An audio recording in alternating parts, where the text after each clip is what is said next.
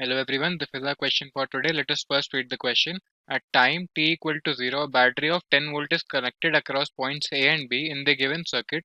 If the capacitors initially have no charge, in what time in seconds does the voltage across them become 4 volts? They are connected in parallel, so the voltage across them will be equal, so we can easily reduce them and our answer will not change. So let us first reduce the circuit across A and B. We can connect a 1 mega ohm resistance since they are in parallel, and we can connect a 1 new farad capacitor between A and B. This will be the effective circuit, and we can write VAB will be equal to 10 volts since the EMF of the battery connected is equal to 10 volts. For a RC circuit, we know that charge with time is given as Q is equal to Q naught into 1 minus e to power minus t divided by RC. This is for charge with time when the capacitor is being charged. Since the battery is connected here, the expression for charging will be used. Now we know that V capacitor is equal to Q divided by C. So here we'll write V is equal to V naught, which is the EMF into 1 minus e to power minus t divided by RC. We get this after dividing this expression by C. Now we want to find at what time will the voltage become 4 volts. So final V will be equal to 4 and V naught is equal to VAB, which is equal to 10 volts into 1 minus e to power minus t by RC. We cancel this, we get 0.4 and 0.4 minus 1 is equal to 0.6. We can write 0.6 here is equal to e to power minus t divided by RC. Taking log, we'll get ln of 6 by 10 is equal to minus t divided by RC. R is equal to 1 mega ohm or 1 into 10 to power 6 ohms, and C is equal to 1 new farad or 1 into 10 to power minus 6 farad. Putting these values here, we'll get ln of 3 by 5 is equal to minus t divided by, multiplying these we'll get a 1 here. It will be ln, and minus sign gets cancelled first of all, so t will be equal to ln 3 minus ln 3 plus ln 5, or we have been given the values of ln 5 and ln 3, which is equal to, so we take the difference 1.6 minus 1.1, therefore the time interval will be equal to 0.5 seconds. This will be the answer to our question. Thank you. Hello. So the question is, in the given circuit, switch S is closed. So basically, very first, if this is closed and at the time t equals 0, understood? Now, here the charge Q on the capacitor at any instant t is given by Q equals Qt equals, here this is Q naught 1 minus E inverse alpha t, and we have to find what? We have to find the value of the Q naught very first and the alpha in terms of the given parameter as shown in the figure. Understood? So basically we have to find the Q naught and the alpha. Understood? So basically very first, if I talk about this question, we have given the value of the charge, which is Q equals Q naught 1 minus E to the power minus alpha t, and we know that this alpha can be written as basically 1 upon tau, and that is equivalent. Okay, this is just inversely proportional to the time equivalent. Understood my point? So now here let us say in the very first, here according to diagram, let's say if we talk about that at any time t equals infinity, at any time t equals infinity, according to this equation, so the charge q will be equals to q naught. At any time t equals infinity, the charge q equals q naught. Understood my point?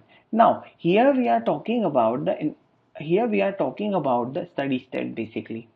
So when we are talking about the steady state, so in the steady state, that current will not flow through this capacitor. So this will be short from here. Here there is no current will flow on. From this, if the I current is flown, so it will flow on from this to this one. Okay, from this circuit I will flown. Here there is no current is flown.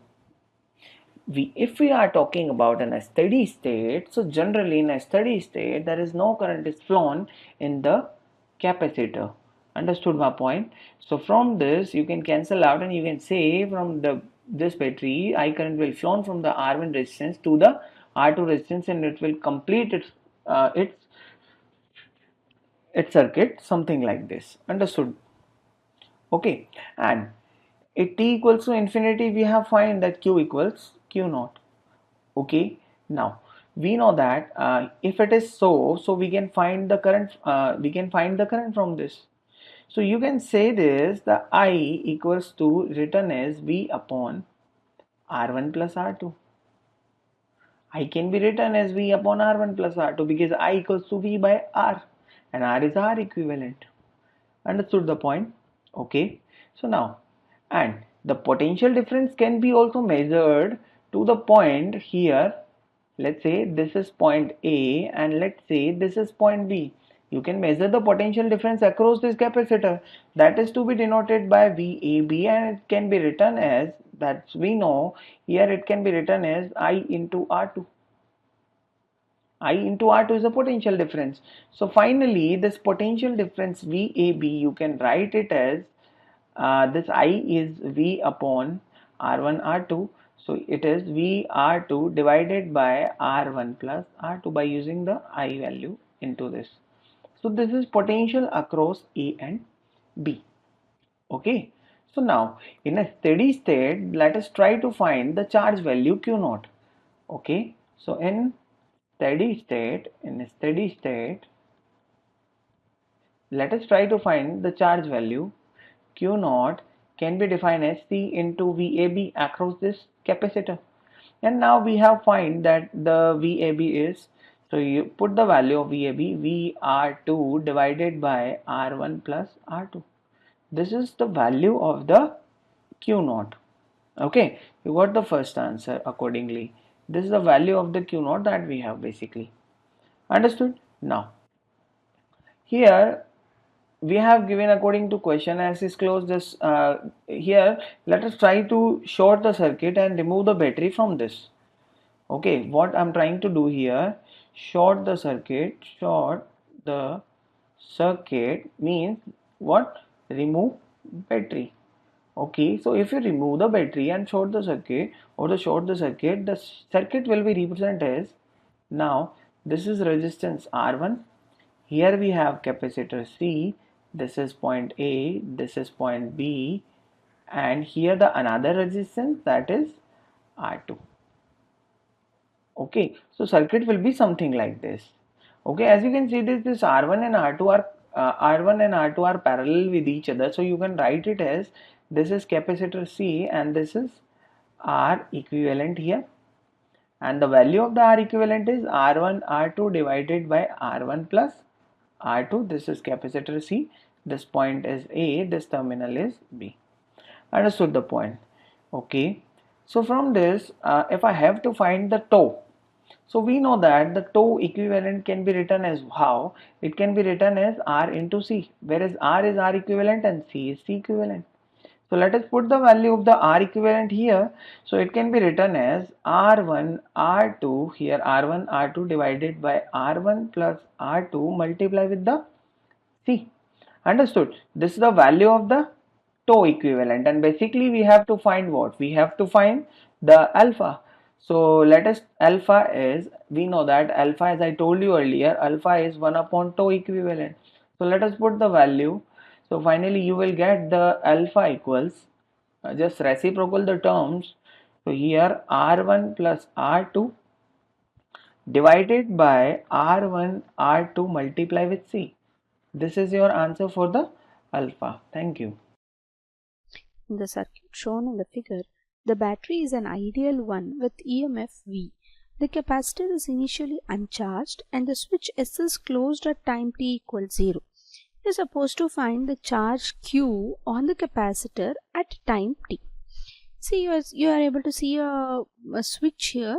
The switch is initially open, and in that uncharged condition, now the capacitor, if the switch is open, no, it becomes an open circuit and the capacitor will be in the uncharged situation. Then the switch, close the switch at time t equals 0, and you are supposed to calculate the charge Q on the capacitor at time equals t. So if any time, if there is a charge on the capacitor, let us say that t is the time on the capacitor, time taken to charge the capacitor C, and let Q be the charge. If Q is the charge on the capacitor after some time t, so Q is the charge on capacitor. Now when you have to write currents, we shall say that I1 and I2 are two currents which you have it there, and I1 is the current through the capacitor. See, here you have a current called I1, and here you are getting a main current I. Okay?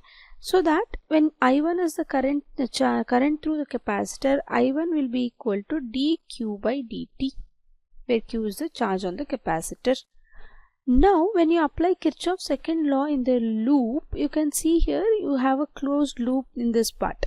So when you are applying Kirchhoff's law in this loop, then the total potential, assuming that switch S is closed like this, okay, if the switch S is closed, then you can apply the second law to the closed loop, okay.